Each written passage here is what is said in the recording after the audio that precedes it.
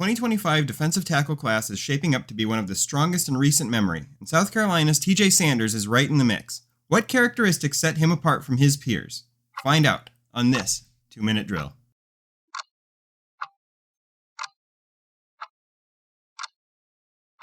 TJ Sanders plays at a frenetic pace that makes him difficult to miss on tape. He times the snap well and has the get-off to immediately get his hands on offensive linemen or shoot gaps to disrupt plays in the backfield. Sanders' overall athleticism is good, but his reactive athleticism is exceptional. It's rare to see Sanders get hung up on a block for very long, and he does a good job positioning himself and using his arms and active hands to prevent himself from being engulfed one-on-one.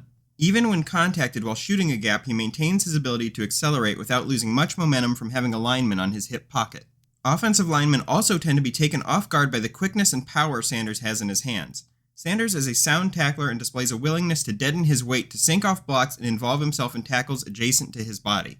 The issues with Sanders as a prospect stem primarily from his lack of lower body mass. Despite having the ability to translate his momentum into power at the point of attack, he is still mostly a finesse player. When he's caught on the back foot, he doesn't have the play strength in his legs to regain any ground after anchoring.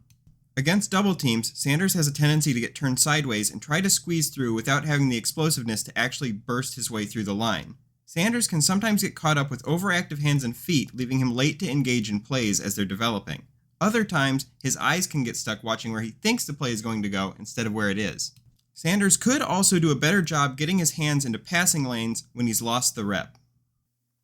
My comparison for TJ Sanders is former Ohio State defensive tackle Draymond Jones. Like Sanders, Jones primarily lined up as a B-gap defender while occasionally moving around the line to attack from different positions. The two share similar physical builds, though Sanders is slightly taller and his hands land much heavier on the pads than Jones did.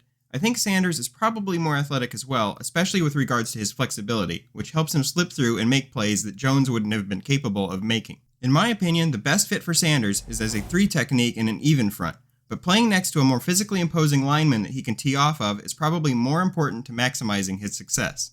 My guess is that Sanders likely goes in the late second or early third round, though the depth and talent of this defensive tackle class leaves things up in the air. And that's the 2-minute drill.